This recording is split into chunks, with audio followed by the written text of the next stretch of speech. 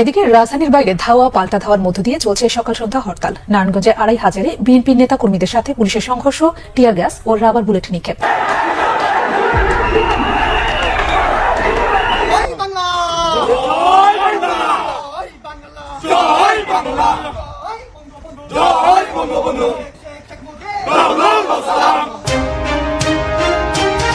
Doctor Yunus সহ উপদেষ্টাদের পদত্যাগ এবং সমন্বয়কদের গ্রেপ্তারের দাবিতে বাংলাদেশ আওয়ামী লীগ, ছাত্রলীগ এবং তার অঙ্গ সংগঠনগুলো সারাদিনব্যাপী হরতাল পালন করেন। হরতালে স্লোগান শোনা যায়, ইউনূস তুই স্বৈরাচার, এই মুহূর্তে বাংলা ছাড়, এই মুজিবের বাংলায় ইউনূস তো ঠাঁই নাই। উল্লেখ্য, শেখ হাসিনার একটি ফোন কল ফাঁস হয়।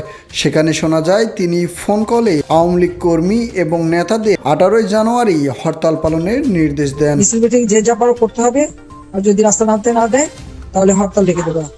যার যার এলাকায় যেখানে যেখানে সুবিধা হবে এই হরতাল ডিক্লারেশন দিয়ে দেবা। দরকার 18 তারিখে হরতাল দেবা।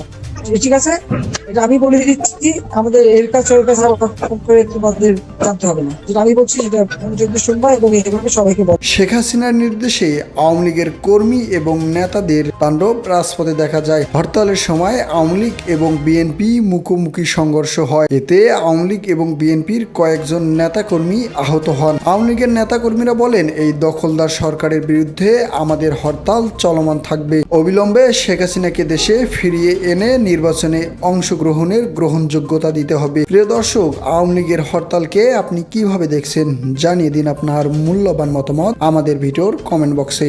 ধন্যবাদ।